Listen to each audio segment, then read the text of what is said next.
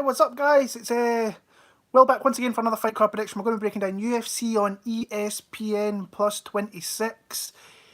UFC Auckland, Hooker versus Felder is your main event there from down in Auckland.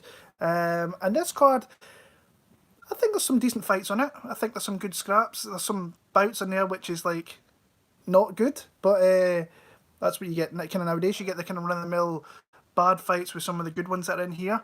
Coming off last week's card, 6 and 7, I was pretty disappointed in my picks actually. Really disappointed. So I want to really start picking that up and do better. Too much trust in Corey Anderson. Betting wise, pick wise, I lost my ass on Corey Anderson, so I need to learn from that. Don't pick against guys with bad chins, I suppose.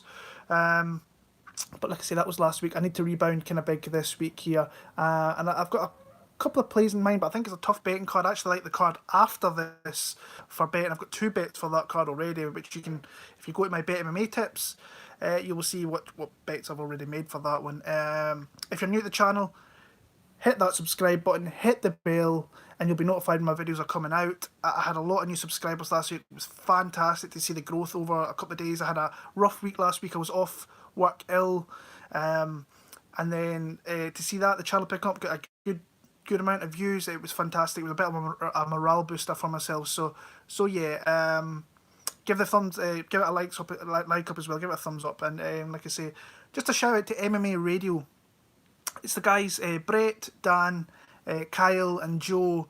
If you're in the betting MMA DraftKings community, you know who these guys are. They put together Patreon, a lot of good stuff. I think there's going to be a lot of good things to come. For $1 for the whole of February, for the rest of February I should say, it's not a bad little investment to keep you up going with some content which is out there, which it's a fun thing to watch. So go and hit that and show some support for those guys as well. As amongst us, all other predictors, go and show your support because I'm putting things out here week in, week out, no matter what it is, whether it's predictor wars, just predictions in general. Sometimes we're right, majority of the times we're wrong, but you guys are always here and you're always supportive as well, so I really do appreciate that as well. I'm actually going to be, this sun here, we've actually got some sun in Scotland, which is a little bit weird considering it's been like blowing non-stop. Really badly. I'm going to be back on tonight. I'm going to be back on probably, what's the time, 2 p.m? Probably 10 hours, probably midnight, early Tuesday morning. I'm going to be doing early insight for UFC 240 Adesanya v Romero. I'm going to get that out tonight, get out nice and early because I've got a couple of other days off work and I just want to get into that. So rambled on for 3 minutes here.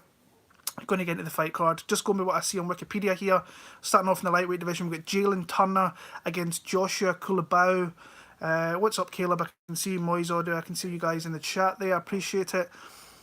I don't know about you guys, but I am not super confident in Jalen Turner at all. I don't think he should really be in the UFC. I really don't. I think the guy got rushed in. I think his record's like 8 and 5. I mean, it was a tough introduction getting Vicente Luque straight off the bat, which is a little bit rough in the kid, and rightfully so. Got his chin checked, got put out, kind of rebounded, had Callan Potter. Callan Potter is not the greatest fighter in the world. He came out there, used his reach, used his advantage, and knocked him out in the first round. And then he came out and he kind of got buzzsawed by Matt Frevola a little bit. He had a couple of moments in that fight where he had him kind of wobbling a little bit, but the steamroller just came through, got that there. Of course, he's an extremely large individual for lightweight, and he is going against a natural featherweight here. You've got Kulabau coming in from that division. So yeah, he's got a load of advantages over Kulabau. Obviously UFC experience is massive. He was on the Dana White Contender Show, and he's got a big stature for the division and for this fight in particular. When I looked into Kulabau, I actually looked at him this morning. I went and watched a couple of interviews, watched 3 or 4 of his fights. Undefeated guy, 8-0 coming out of Australia. A little bit concerned he comes out of the Australian top team, which is the Mokhtarian brothers.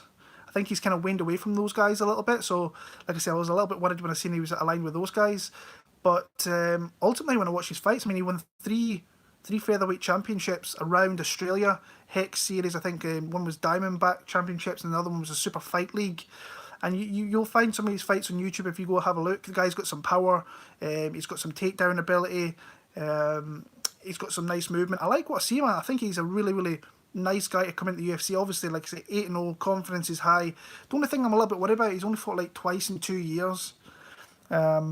But you'll see his last fight that he won against, I think it was Josh Payne, where he absolutely knocked that guy dead, with a couple of really nice shots there. What's up, Jason? I see you in there, brother. I don't trust Jalen Turner's chin at all. I think he can be knocked out at any moment. I think he's got that tall man's defence where if you can find his chin, and Culibao, from what I've seen of him, he comes forward, swings some leather. I've seen him on the ground where he's got to full mount and he's just devastating with his ground and pound. But like I say, he is coming in short notice, so this is a little bit of a flyer. I would rather take a shot on the guy there, which I've seen's got a bit of power. Obviously, he's not really fought probably someone of Turner's level, but Turner's not that great. So I'll pick Culibao. I'll go knockout. I think that's the way he's going to be. I think that if he doesn't get him early, Turner maybe starts to come on to him late and maybe wins the decision. But I'm going to take a shot on Culibao there. Luma Lukbunmi against Angela Hill. This has got all the makings of being a really interesting fight. Loma, I mean, she's only 4-1, so she's still very, very young. Obviously not young in kind of combat sports because she's been around the Muay Thai scene in Thailand for many, many years, coming out of Tiger Muay Thai. So, yeah, I like what I've seen her, but she against like Alexandra Albu, but Albu, like, she's not with the UFC anymore, and that's rightfully so. She was not progressing at all. She was kind of an Instagram model, kind of fighting, portraying, and that. Both girls got takedowns in that fight, but just the output and just the movement, I think, of Lukbunmi really came through in that fight, and she really just really started to find the bad defense that Albu had, and it was just it was kind of a tailor-made matchup actually for her to come into the UFC. I can't remember who Lukbunmi was supposed to fight in this one. Hannah Goldie, she was a boxer by trade. She come out of the fight. Angela Hill comes in there. Angela Hill's kind of like she's turning herself into like the Donald Cerrone of the kind of women's division, where she'll fight anywhere, anytime, on however many days' notice. She's not long coming off a win over Hannah Cyphers, where it was close-ish in the first. Well, no, maybe not close-ish actually. She definitely had the advantage in the first round, was picking her apart from distance like I thought she would. But once she got the takedown, she got to mount, and Cyphers had nothing from her there, and she just absolutely blasted her there. And this is something I think she could start to use in this fight here. Striking wise, I think it's going to be real fun. Both these girls throw a lot of output early. One's a little bit longer, obviously. You've got Hill that'll probably pop from distance. You'll get Lukbunmi who'll probably attack the legs and try and get in close, maybe into clinch positions and use those knees in that clinch position. But I think Angela Hill can maybe get the fight to the ground. So you're maybe looking at another spot there where she can get the right spot on the ground. She might be able to catch a submission, or she might be able to get a TKO finish, because if she can put Lukbunmi back flat on the ground, then she could easily come out here and maybe get a stoppage victory. Like I say, Lukbunmi, she's at Tiger Muay Thai, she's with the Hickman brothers, and they guys they've been around for a long time, but they're starting to come through with the wrestling kind of aspect of the game. A lot of guys that are going out to Thailand as well. So I'm going to pick Angela Hill. I think she's got an opportunity at a stoppage here. I really do. I think she could come out here, maybe catch a submission at some point of this fight if she can get the right position on the ground. But ultimately, you know what? I'm going to pick Angela Hill via TKO. I'll go via ground and pound. I think she gets Lukbunmi down there, and she'll get with ground and pound in that one. But I'm seeing some people fairly confident in Lukbunmi. I don't see it. She's still very, very young in her MMA career. And Hill, although not being super great, she's got a lot of fights. She's got a lot of fights against far better caliber opposition. And I like her in this spot here. So I've got Angela Hill. Wow. Priscilla Cachoeira against Shana Dobson. Wow. Yeah. I don't want to spend too much time in this one. Both girls who are very, very not that good at all. Both girls have got glaring weaknesses in their game. We've seen that with Priscilla. She's just a walking zombie. She takes a lot of damage. Very little head movement. Takes a lot of strikes. Dobson, she's far more technical. She has far more speed. But she will start to... I've got a funny feeling she will start to really fade out as the fight goes on. And Priscilla comes forward. She doesn't sit back. She will come for the throat. And that's where I think she will win the fight. I don't understand. There's people... I've had 3 people message me saying they would like to bet Shana Dobson. I'm like, dudes, do not bet this girl. It's dog or pass. 100% dog or pass. Even though you should have zero confidence in Priscilla. But when I watch it, Priscilla, she can take a lot of damage. I don't think she will fade, but she will keep coming forward, and that'll look good in the judges' eyes. Can maybe take out Shana Dobson. I'm going to pick Priscilla Cachoeira to win this fight, maybe via stoppage, most likely decision. I've got a via decision, but Priscilla for the win. Like I say, if you're going to bet this side, and I know it's hard, bet the dog. Plus 155, I think she's in the UK here. Bet that instead of betting a favourite in Dobson, who you cannot trust. You can't trust either girl here, to be fair, but go with Priscilla. If I was giving you a little bit of advice, I'd put you on that side. Priscilla for the win there for me. Maki Pitolo against Takashi Sato. Maki Pitolo totally shat the bed against Callan Porter. A lot of people are putting a lot of eggs in his basket in that fight, and really he lost that fight due to being kind of taken down, controlled a little bit, but he was also getting hit with some shots from Callan Porter. Not that they were like heavily devastating blows, but he was still landing a lot more than I thought he was going to in that fight. And ultimately, like, I mean, it was fairly close in the kind of striking side, but the takedowns really got the win there for Callan Porter, and that's something that I think Sato, although not being pretty much predominantly from that kind of era of like grappling and stuff, he can do it. He took down Belal Muhammad. I was a little bit concerned with Ben Saunders' output in that fight because he was landing more, but eventually when you're against someone like Ben Saunders, you're going to catch him with something and he's going to wobble. That's what happened. You're not going to do that against someone like Belal Muhammad, who's very, very strategic with his striking, very good, very technical, can also mix in takedowns. That's what he did there, and ultimately got submitted. Like I said, it's very, very hard to have any real confidence in Pitolo after that last performance. I mean, he's got a lot of power. He's got some big bombs, coconut bombs, or somebody calls himself. But like I say, I think Sato's probably the play here for me. I think that this could be a bit of a not the greatest fight in the world, but they could maybe turn into a little bit of a banger back and forward. Both guys, I think, can hurt each other here. My pick's going to be Takashi Sato in this one. I feel more confident going on that side there, so I'll go Sato via a fairly kind of underwhelming decision in that one there. So, pre-use Sarah bombs, that's funny. Who have we got next? Kai Kara France against Tyson Nam. I like the rebound here for Kai Kara France. I think this is a good opportunity really for him to come in here and really get back on the kind of win cycle. He faced Brandon Moreno, and I thought Moreno was just going to be a tough fight for him, and I got him as I think it was a plus 140 dog, so that was a nice cash on my side. Could do a couple more of them. Plus 140 seems to be my number this year. I've hit that a couple of times already, and I hit it last week with Lando Venato, which was sketchy. By the way, I will never be betting that dude ever again. But it's all about the spot at the end of the day, I suppose. So yeah. But Tyson Nam coming in here, came in against Sergio Pettis, got pieced up badly in that fight. Always have to be careful because he has some power, but he got pieced up badly by Sergio Pettis in that fight. Kai Kara France, like I was saying, he throws a lot of output, but he can also obtain a lot of damage as well, and that's something that I think throughout his UFC career is really going to hinder him eventually against guys with kind of high output. And Moreno being he was kind of long and a little bit weird with his stature and with his stance and so on, and really just started to land some big shots in the middle part of that fight and took over as the fight went on. Even like you watch the De La Rosa fight, I don't think he's UFC quality. I don't think we'll see him in the UFC again, but he was landing some decent shots on Kai Kara France. I like Kara France as a fighter, I really do. I think he's a good striker, but I think this is a good one. He's at home. He's in Auckland. You can't forget about the rise that City Kickboxing have been on in the last 18 months to 2 years. It is incredible. This guy's a part of that.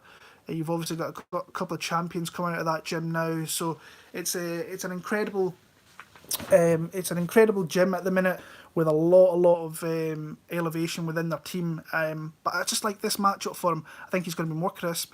I think that he will land more strikes. Happy President's Day, bro. Is it President's Day in America? Jesus.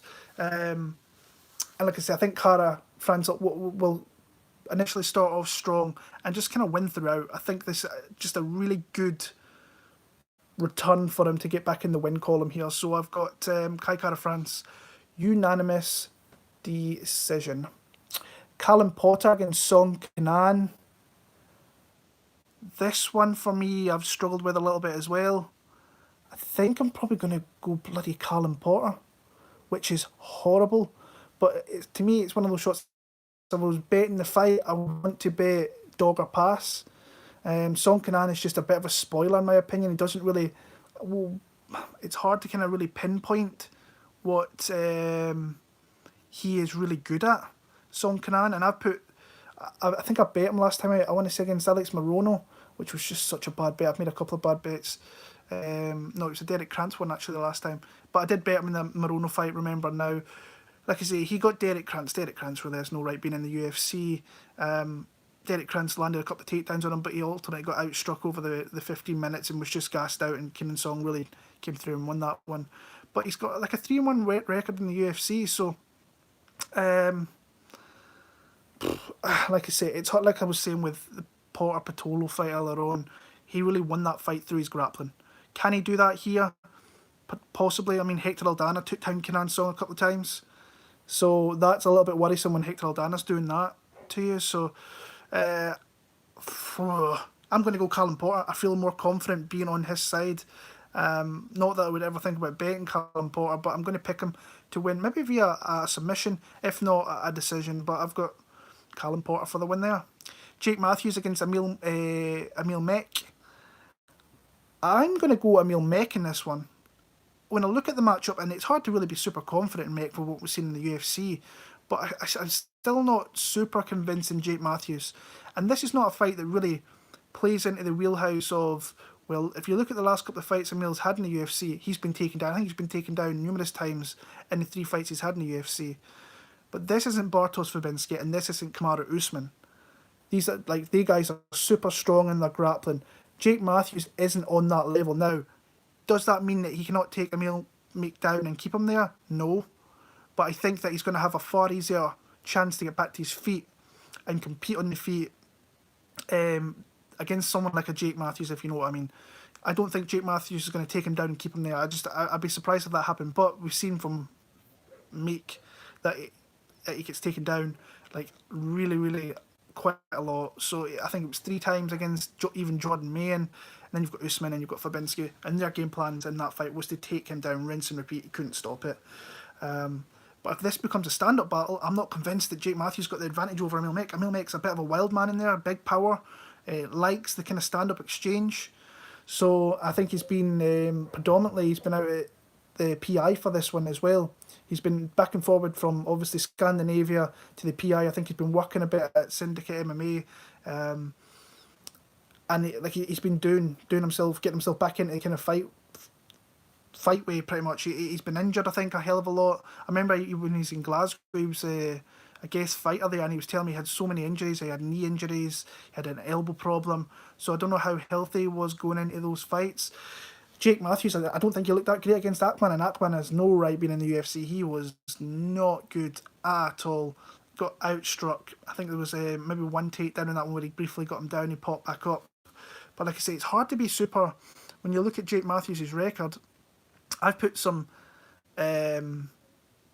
confidence in him before, and he's completely come out there and not looked great. I did it in the Rocco Martin fight. I thought he was doing all right in that one before getting caught with a submission in the third.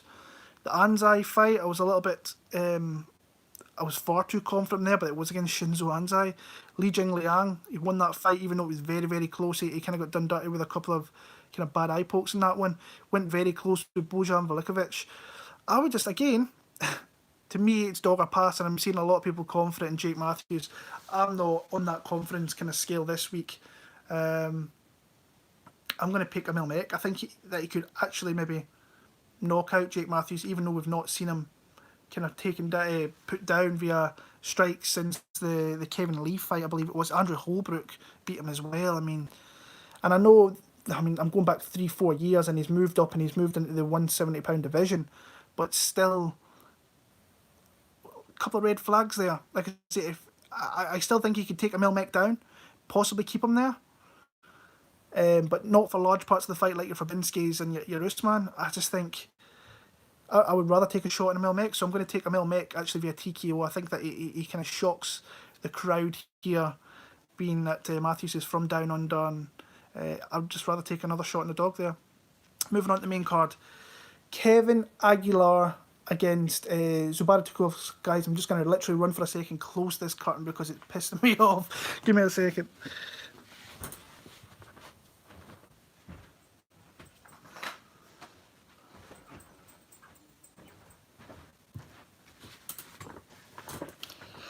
I mean, son in Scotland, piss off, son. Go away. Don't need you. We never have you anyway. So, yeah. Kevin Aguilar against Zubaiara Tukhugov. I like Kevin Aguilar in this spot. I'm seeing kind of some of the online kind of MMA community, they like Tukhugov in this one. I've never really been a big fan of Tukhugov. I think that he's not all that great. Obviously, he's got some explosive takedowns. Showed that in the Little Murphy fight. But can get outstruck. I think his striking is very rudimental. And when you look at Kevin Aguilar, I think he's got a decent takedown defense, and I think he's the far superior guy in the feet. I think that he's more durable. I think he throws more. When it comes to this fight, I'm thinking, right, can Tukhugov get in there, clinch up? He could take him down and control him. I don't think so. I really don't. I think this is a good fight for Aguilar. I'm a little bit surprised that the betting line's not really changing this one. I thought more money would come in on Aguilar, who's minus 120 at the minute here in the UK. And that's actually a spot that I actually quite like. I think that it's not a bad price. If Aguilar can really keep it stand, I think he's the more dangerous guy in the feet. I definitely think he's more durable. I think he's got more power. You seen that Ige fight? He took some big shots in that one. So see you, Bada Bang. I'll see you I'll see you later, brother. But yeah, it's a tough fight to see where it's going to take place, because I can maybe see Sun Curtain underdog. Yeah, I can maybe see Tukhugov trying to back him up against the fence and try and control him from there. But I like Kevin Aguilar in this fight. Like I say, it's not one. It's one, sorry, that looked out to me very, very quick. I'm like, I thought this line would be a little bit more for Aguilar. I thought people bet, but people seem to be on the Tukhugov's side. Now, I'm gonna pick Kevin Aguilar. I think he's got the opportunity to maybe really hurt Tukhugov with some of the exchanges that they have in this one here. Let me just have a wee look at the stats there, because I just had a wee look. Because I think it was 6 times he took down Lerone Murphy, but Lerone Murphy was really starting to catch him at distance. Yeah, that's what it was, and that went to a split draw. The Maikano one got takedowns there, obviously. Can't keep a guy down like that, but got out-jabbed. Went very close with Felipe Nova. Very, very low output. I think Aguilar's got far more output, throws more. I'm going to go Kevin Aguilar. I've got him via decision in that one there. Actually, I'm looking forward to that fight, though. Magomed Mustafaev against Brad Riddell. This is one that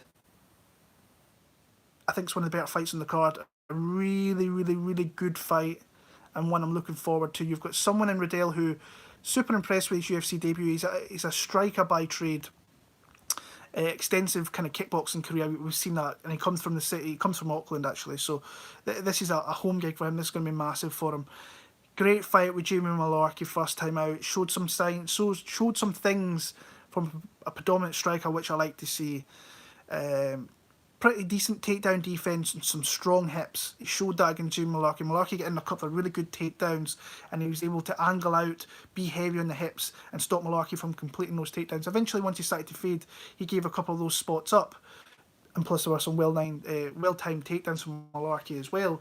But when he's on his feet, I think he's very flat-footed, but his strikes are very, very pure.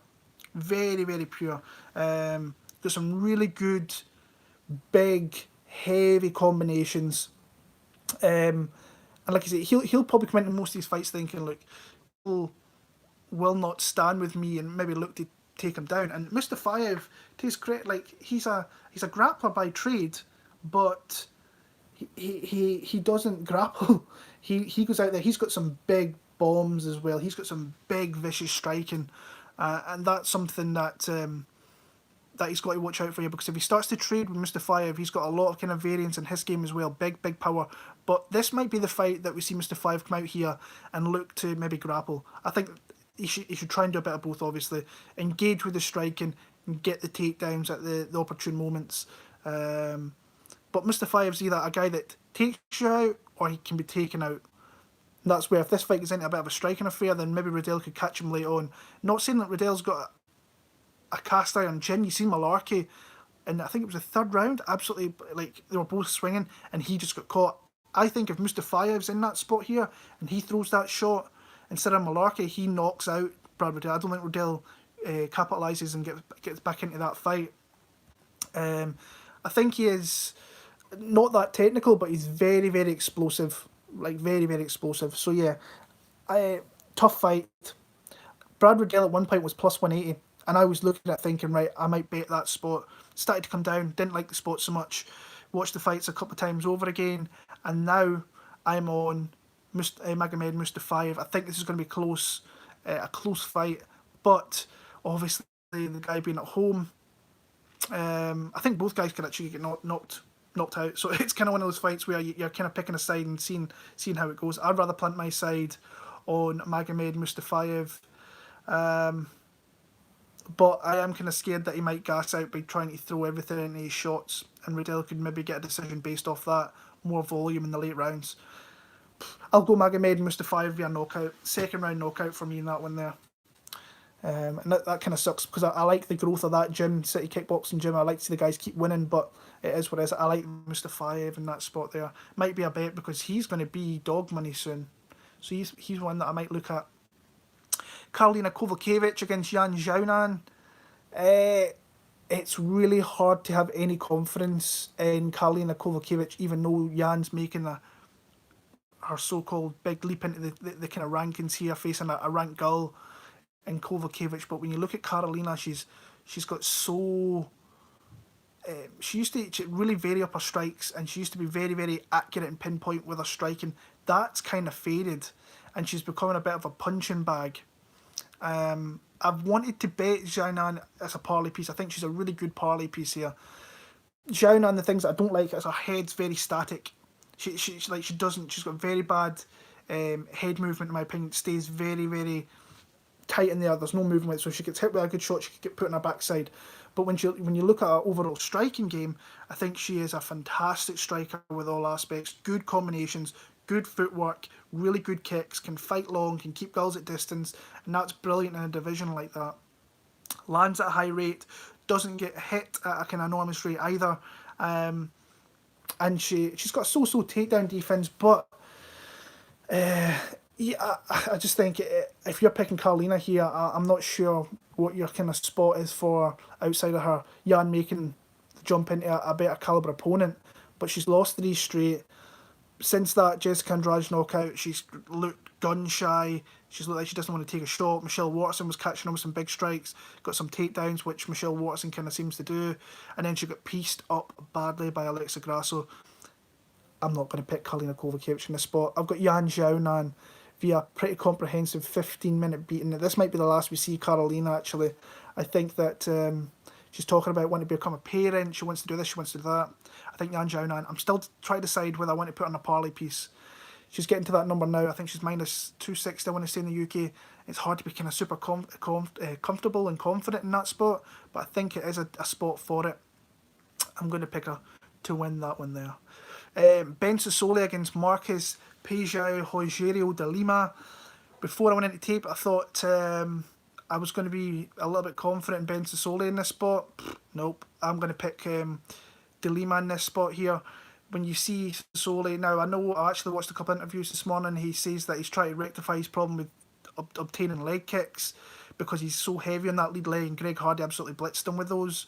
And like, he lost that fight to Greg Hardy. It's a no contest because he took a puffer in the corner. What the hell, asthma, an inhaler, which was crazy at the time. I remember seeing that. I was like, I've seen some crazy shit in the UFC, but that's up there.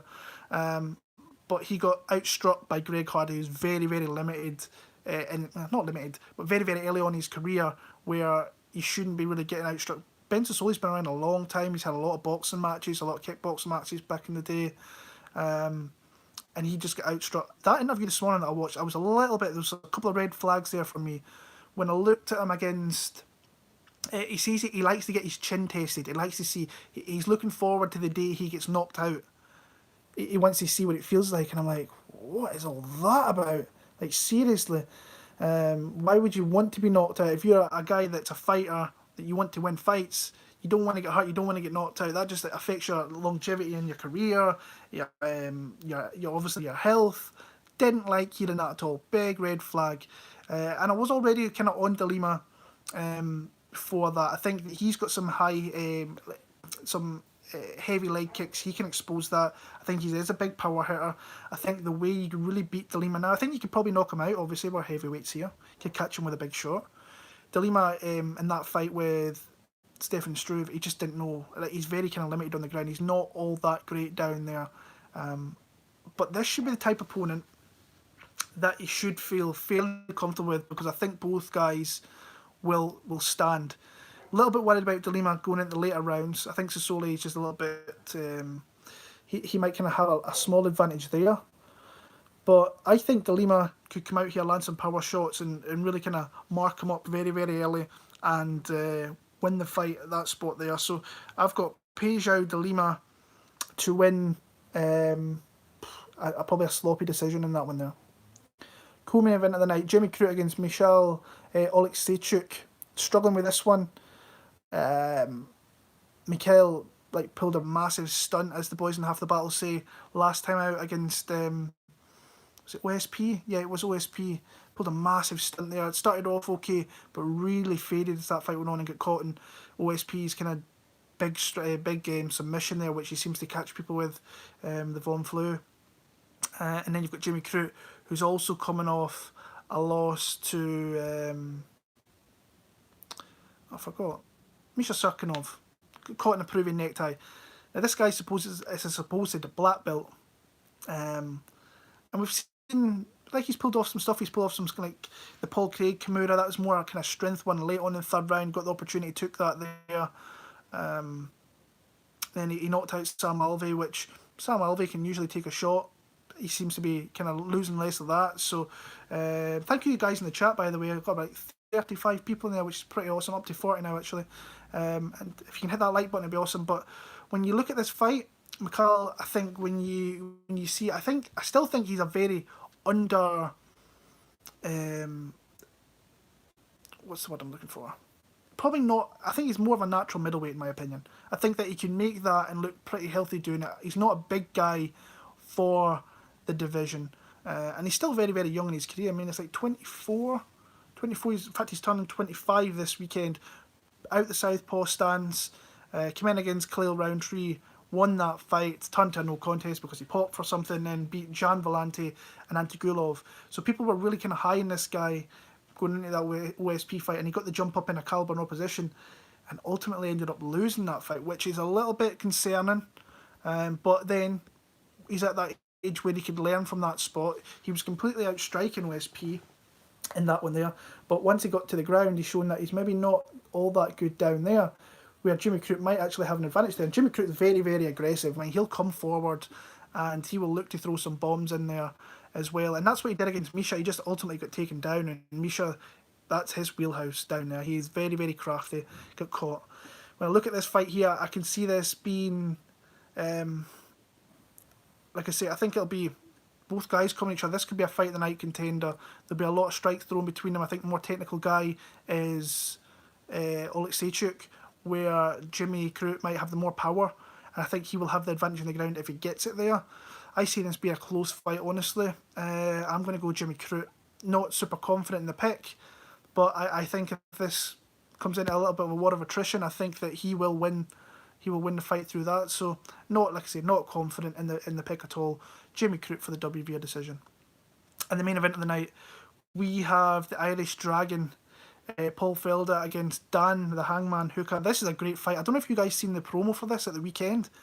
Jeez, that was a good promo. You could see that Dan Hooker is really out for blood against Paul Felder, because Paul Felder, I think, made a joke about Dan's last name. He's like, I need my kid's name's that, and da-da-da. I was like, ooh, shit, this is going to go down. It's going to be fun. It was going to be a good fight before. I mean, Dan Hooker actually called out Paul Felder when he was on the mic a couple of years back, I think it was, before the Barboza mauling. So these guys have kind of been in each other's crosshairs a little bit. Now's a good spot. I think 1-6, 1-7 in the division. Down in Dan Hooker's hometown of Auckland. Paul Felder's no stranger going into people's backyards and beating them. He came to Scotland. Paul Felder's a really cool dude, by the way. But he had everyone against him. And it's hard to be against a guy that's really, really nice, but when you're in Scotland and you're rooting for your hometown guys, that happens. Went in there, completely shut out the crowd, shut out Stevie Ray, and and that was a big kind of win for him. He said that he had a really bad weight cut for that one and came through. I've got a picture actually of Paul Felder, him making weight, like the weight cut, and he was so bad. It was really bad. And he says, like, take a picture of me when I'm like this. It's like, and then you can remember what fighters actually put themselves through week in, week out for your enjoyment. So it was an interesting one that. When you look at the fight, I'm struggling to pick a winner in this fight here. I really am. I think it's a very close, well-matched fight. Really good matchmaking by the UFC matchmakers here. Hooker, very long, obviously with his knees, elbows. He's got like stepping elbows in the clinch. Very, very, very dangerous with his elbows. But you've got someone like Felder who can eat shots for days. He's a very, very durable fighter. Chin down, hands up, and will look to kind of swing back. But to me, Felder's going to have to get in to the range of Dan Hooker, because Dan Hooker, I think he's 75, 76 inch reach. He might be able to pop Paul Felder from the outside. And Felder's had sometimes a little bit of a problem with that in the past. But, I mean, like I said, he's very dangerous with a lot of his things as Dan Hooker. You've seen that, the knockout of Jim Miller, where it was a step-in knee, caught him right there, knocked him out, put a couple of coffin nails into him down in there.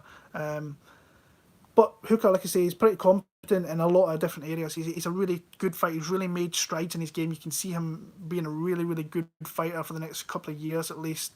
I always struggle going back and watching the Barboza fight, because he took a lot of damage. That's something that probably sits in my mind a little bit, thinking, well, he can get hit with leg kicks, and once he kind of forgets about his leg defense, then he's fully open to combinations up top, and that's maybe something that Felder is looking into.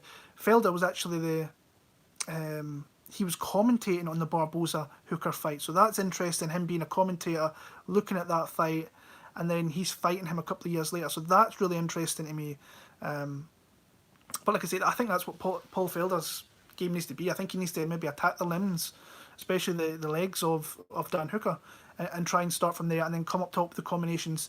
I mean, we've seen that Dan Hooker is super durable, and the guy will not stop. You have to put this guy out to really get him out of there. That's what I think Felder's going to have to do. To me, it's a really tough fight to really pick a winner here. He's used leg kicks in the past. The James Vick, obviously, one comes to mind.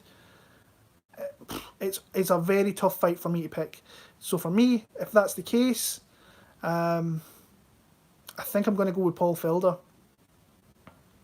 Which sucks, because like I said, I really want that gym, the City Kickboxing gym, to really progress and be a really big gym. And Dan Hooker's got the spot here, but he looked ready to go after Paul Felder after watching that promo thing the other night there during the broadcast.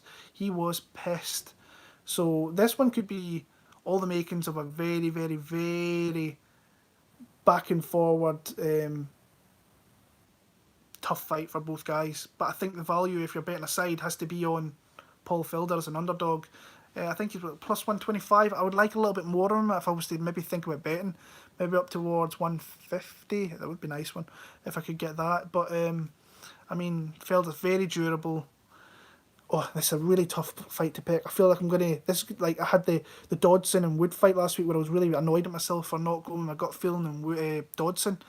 This one might be the same with Hooker here. Yeah, I'm going to go Paul Felder. I think more durable.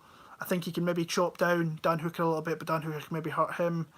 Tough fight for me to pick. I'm going to go Paul Felder via decision in New Zealand, which sounds a little bit, but that's where I'm leading with that one there. So, guys, that's my picks for UFC Auckland, UFC on ESPN+26.